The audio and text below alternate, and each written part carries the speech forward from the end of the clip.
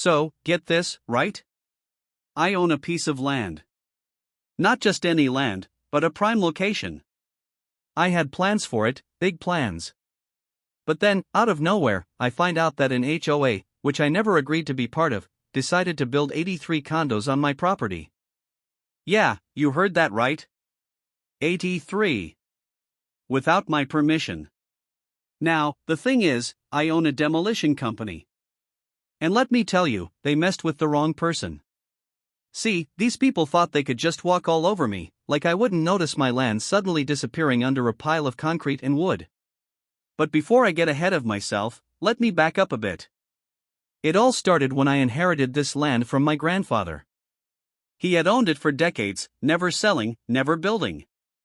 Just holding on to it. It was a nice stretch of land, right outside of town, perfect for future development. One day, I go out there just to check on things, and what do I see? A full-blown construction site. Trucks, workers, scaffolding, the whole 9 yards. I was stunned. I mean, imagine pulling up to your property and finding an entire neighborhood being built on it. I tried to talk to the foreman, but he just gave me some nonsense about how this was all approved by the HOA. I told him, I don't know what HOA you're talking about, but this is my land, and I didn't approve anything. He just shrugged and walked off. That's when I knew I was dealing with something shady. So I did some digging. Turns out, some paperwork was filed, falsified, of course, claiming that my property had been absorbed into the neighboring HOA. Apparently, some slick-talking developer convinced the HOA board that they had the right to build on my land. And they just went along with it. Now, most people would probably take this to court. Sue them, drag it out in legal battles for years. But me? I own a demolition company. And I'm not a patient man. So, I did what I do best. I brought in my crew, bright and early one morning. We rolled in with the biggest, baddest equipment we had. Excavators, bulldozers, wrecking balls, you name it. The HOA president came running out, screaming about how we were trespassing. I just smiled and showed him my deed. No, buddy, I said. You're the ones trespassing. And then, the demolition began. Continue with the detailed demolition process, the reactions of the HOA and homeowners, the legal aftermath, and how the situation concluded. The sound of machinery filled the air as my crew got to work. Walls started coming down, and the ground shook under the weight of the destruction. It was a sight to see, like something out of a movie. The HOA president was losing his mind, yelling, threatening to call the police. I just stood there, arms crossed, watching it all unfold. Eventually, the cops did show up. They pulled up with sirens blaring, stepping out of their cars like they were about to break up some kind of riot. One of them approached me, hand resting on his belt. "What's going on here?" he asked. I pulled out my paperwork, deed, land title, everything. "This is my property," I told him. "They built on it illegally. I'm just reclaiming what's mine." He looked over the documents, glanced back at the crumbling buildings, then turned to the HOA president. "Is this true?" he asked. The HOA president was still fuming. "This is part of the HOA. He can't do this." The officer sighed and took a closer look at the papers. After a few moments, he shook his head. "This all checks out," he said. "This land does belong to him." The HOA president's face went pale. He started sputtering about lawsuits and damages, but the officer just waved him off. "You might want to get a lawyer," he said. "Because it looks like you're the ones in trouble." The HOA members stood around in disbelief, watching as their illegally built condos were reduced to rubble. Some of the homeowners were in shock, realizing they had bought homes that weren't even legally built. A few even turned on the HOA, demanding refunds, demanding answers. Meanwhile, my crew kept working. By the end of the day, half of the buildings were gone. By the end of the week, there was nothing left but an empty lot, the way it should have been all along. In the following weeks, lawsuits started flying. The homeowners sued the HOA for selling them illegal properties. The HOA tried to sue me, but with the evidence I had, their case fell apart before it even began. The developers? They skipped town, probably knowing they were in deep trouble. In the end, I not only got my land back, but I also got the satisfaction of watching the HOA crumble under the weight of its own corruption. Some of the board members even faced criminal charges for fraud. And me? I still own that land. Maybe I'll build something on it someday, something legal. Or maybe I'll just keep it as an open lot, a reminder to everyone that you don't mess with what's not yours. After the dust settled, literally and figuratively, I took a deep breath and surveyed the now empty land. It was satisfying, but I knew the fight wasn't over. The HOA was scrambling, trying to salvage whatever they could. Their members were panicked, their leadership was in shambles, and their bank accounts? Probably looking emptier than ever. I expected another legal battle, but surprisingly, most of the HOA board had bigger problems. Turns out, some of them had been pocketing money from the homeowners, and when people started demanding refunds, it all came to light. The authorities got involved, and suddenly, my little demolition project wasn't the biggest story in town anymore. Some of the affected homeowners tried to reach out to me, hoping I'd help them somehow. I did feel for them, I really did. But at the end of the day, they bought homes that were built illegally. That was on them and the corrupt HOA, not me. I did, however, offer some of them jobs. My demolition company was always looking for good workers, and a few of them were willing to take me up on it. After all, their homes were gone, and they needed to start fresh. One day, while I was going through some paperwork at my office, I got a visit from a man in a suit, one of the few remaining HOA board members who hadn't been caught in the fraud mess. He sat across from me, looking desperate. "We need to talk," he said. I leaned back in my chair. "About what?" "We want to make a deal." I raised an eyebrow. "A deal?" He nodded. "We know we messed up. The HOA is falling apart, and we don't have the money to fight a legal battle. But if you agree to drop any claims against us, we'll officially dissolve the HOA and sign over any remaining assets to you." I stared at him for a moment. The HOA was already dying, but if I could put the final nail in the coffin and walk away with a few extra perks, why not? "Fine," I said. "But I want it in writing." A few days later, the paperwork was done.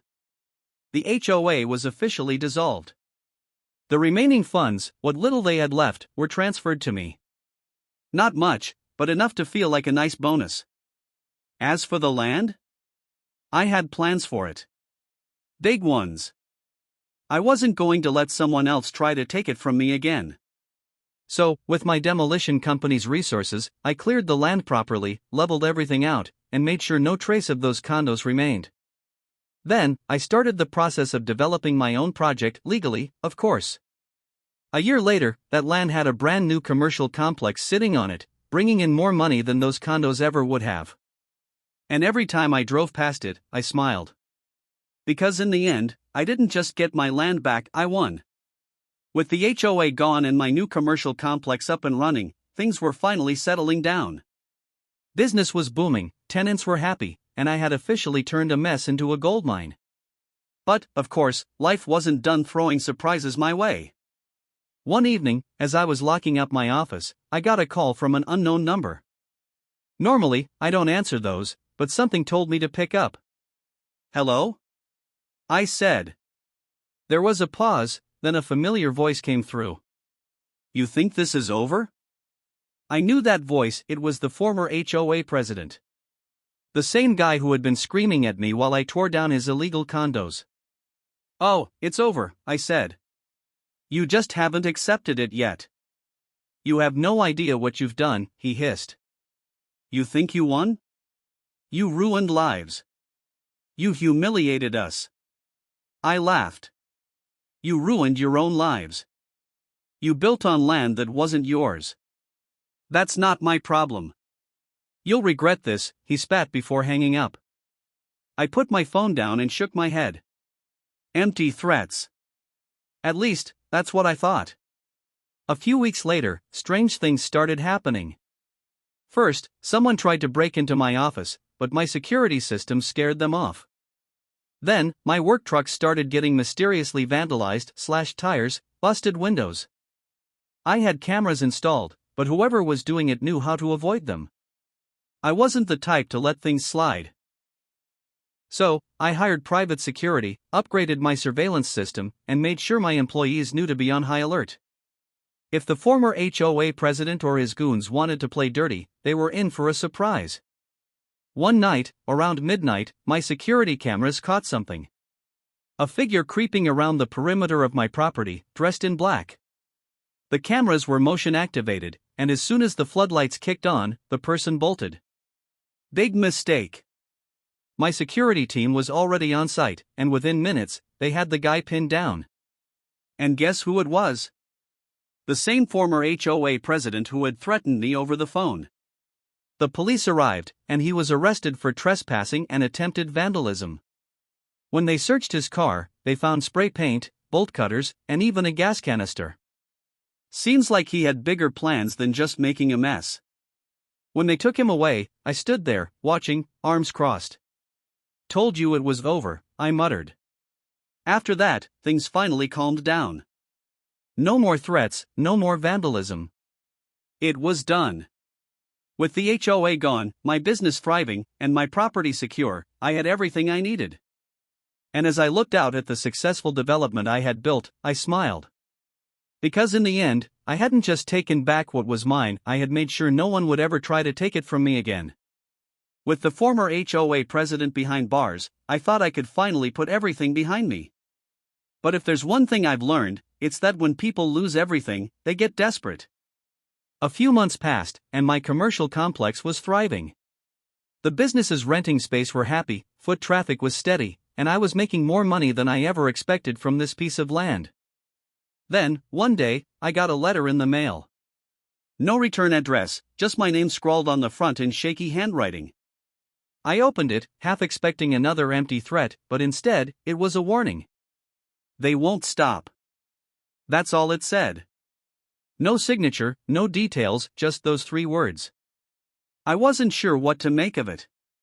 Maybe it was from someone who knew more than I did. Maybe it was just someone trying to mess with me. Either way, I wasn't about to take chances. I had already beefed up security, but now, I went even further. I installed more cameras, added extra lighting around the complex, and even had a couple of my more trusted employees keep an eye on things after hours. Then, one night, something happened. I was at home, about to go to bed, when I got an alert on my phone. Motion detected. I pulled up the security feed, and sure enough, a group of people in dark clothing were trying to break into one of my storage units on the property. I didn't call the cops right away. Instead, I grabbed my keys and headed out. By the time I got there, my security guys were already dealing with the situation. They had caught one of them, some young guy, barely in his 20s. The others had run off, disappearing into the night. We handed him over to the police, and after some questioning, the truth came out. Turns out, he was hired. Someone had paid him and his buddies to break in and destroy as much as they could. When the police pressed him on who hired him, he hesitated, then finally gave up a name. It was one of the former HOA board members. Apparently, some of the ones who hadn't been caught in the fraud scandal were still bitter. They blamed me for everything that had happened, and they wanted revenge. But instead of coming after me directly, they were trying to hurt me financially. Damaging my property, ruining my reputation, anything to make me pay for what they saw as my crime. Well, they failed. With the guy's confession, the police had enough to go after the people responsible. Arrests were made, charges were filed, and just like that, the last remnants of the corrupt HOA were dealt with. When it was all over, I stood in front of my complex, looking out over the land that had once been stolen from me. It had been a long, messy battle, but in the end, I had won.